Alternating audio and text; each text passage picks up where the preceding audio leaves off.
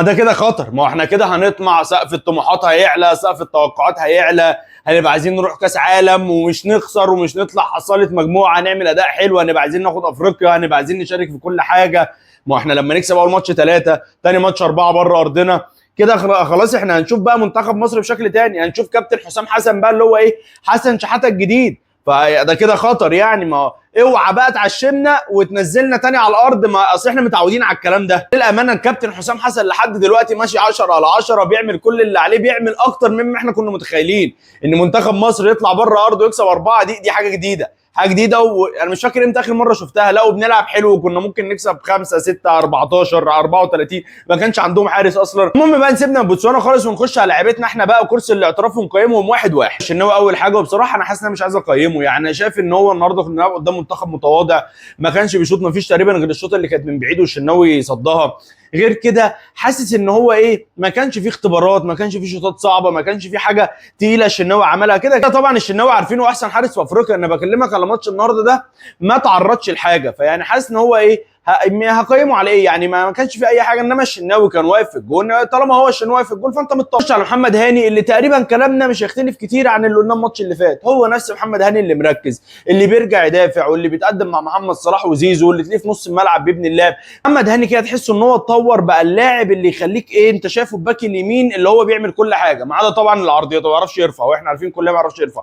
انما غير كده بيعرف يعمل كل حاجه. دفاع لما بيكون مركز، انت عارف محمد هاني في الدفاع بنشوفه في كاس عالم انديه، لا محمد هاني في الدفاع زي الفل، محمد هاني في الهجوم بيزيد كويس جدا، محمد هاني في النص. من كده ان هو لما بيكون طالع في هجمه وبتيجي هجمه علينا بيرجع على طول، بيرجع يدافع والدنيا معاه حلوه حتى لو في الدقيقه 90. فالله اكبر على محمد هاني. يعني خالد صبحي طبعا المدافع بتاع سيراميكا كليوباترا طبعا مش هينفع نقيمه، سواء كان حلو جدا او وحش طرش او اي حاجه، مش هينفع نقيمه. اول ماتش ليه في المنتخب واول ماتش ليه بره ارضنا. هو النهارده انا مش شايف انه عمل حاجه وحشه، بس برده مش هينفع نقيمه. يعني ما ينفعش نحدد مستواه ان كان حلو ولا مش حلو من اول ماتش ليه مع المنتخب.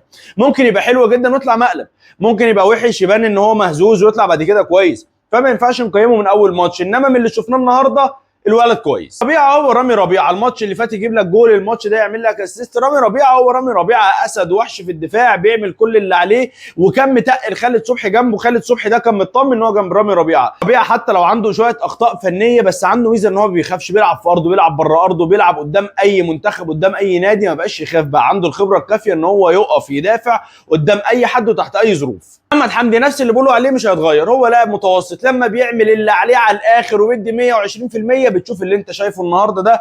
اول ماتش اللي فات اللي هو 80 85%، اللي هو اللاعب الباك الشمال اللي هو ايه المفروض يبقى احتياطي. يعني محمد حمدي ده المفروض يبقى لاعب احتياطي عندك. النهارده عمل اسيست لمحمد صلاح وكل حاجه، بس مش ده اللاعب اللي انت يبقى عارف ان انت عندك باك شمال في ماتشات جامده بقى، نص نهائي، نهائي، ماتش فيصلي، ماتش مش عارف على تاهل، ماتش ايه، اللي هو الباك الشمال اللي تبقى عارف ان هو ممكن يديك حلول. هو باك شمال اللي هو بيعرف يدافع، بيعرف يتقدم، بيعرف يباصي، بيعرف مش عارف ايه، انما اكتر من كده لا. باك الشمال المتوسط اللي مش اكتر من كده. على ثنائيه مروان عطيه وحمدي فتحي الاثنين في نص الملعب، عشان النهارده كانت عجباني قوي عشان كان بتعمل حاجتين مهمين جدا. ايه هما الحاجتين دول بقى؟ اول حاجه ان مروان عطيه مغطي نص الملعب كله يمين وشمال، وبيرجع كمان بين قلبين الدفاع وبيتقدم وبيعمل البساط الطوليه من اليمين للشمال.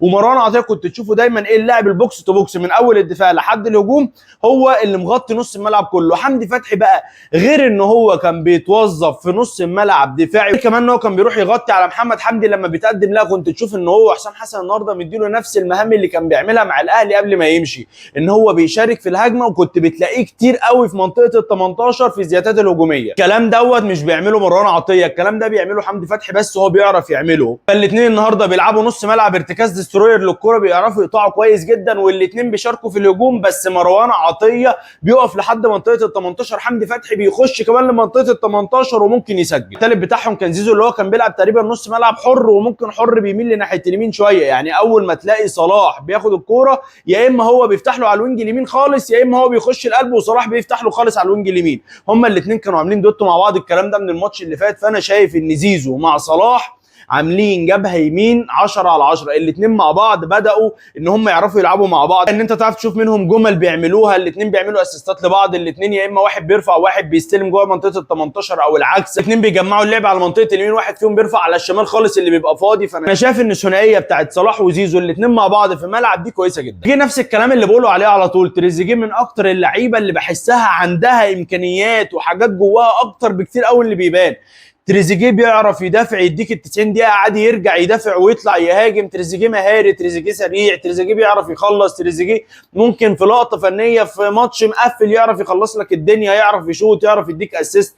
تريزيجيه بيعرف يعمل فعلا كل حاجه. فانا حاسس ان اللي عنده اكتر من اللي بيقدمه بكتير، بس يعني محتاج حد يطلع الوحش اللي جواه. النهارده بيجيب جولين بره ارضنا في شوط واحد، غير ان هو كان عامل اداء تقريبا طول الماتش كويس جدا سواء في الدفاع وفي الهجوم. فتريزيجيه يعني ما ينفعش المنتخب من غيره. اسامه فيصل بصراحه انا عايز اقول لك على حاجه، من ايام المنتخب الاولمبي لما كنت اشوف اسامه فيصل كنت بقول لك ان هو لعيب ايه، يعني اقل من ان هو يلعب في المنتخبات. يعني ماشي عشان منتخب اولمبي فهو في سنه مش عارف ايه، انما منتخب كبير لا. اسامه فيصل هو كويس، امكانياته كويسه، انما ما يلعبش ابدا في منتخب، ولا اساسي ولا احتياطي. في لعيبه كده ما ينفعش تلعب هجوم منتخب. يعني عارف ان اكيد لما مرموش ومصطفى محمد ومش عارف مين والفرقه كلها تبقى اساسيه هو مش هيلعب، بس من اللي انا شفته النهارده واللي شفته المنتخب الاولمبي هو لعيب كويس جدا، بس ما يلعبش منتخب. الدوري غير الدولي يا كوتش، خلاص معروفه.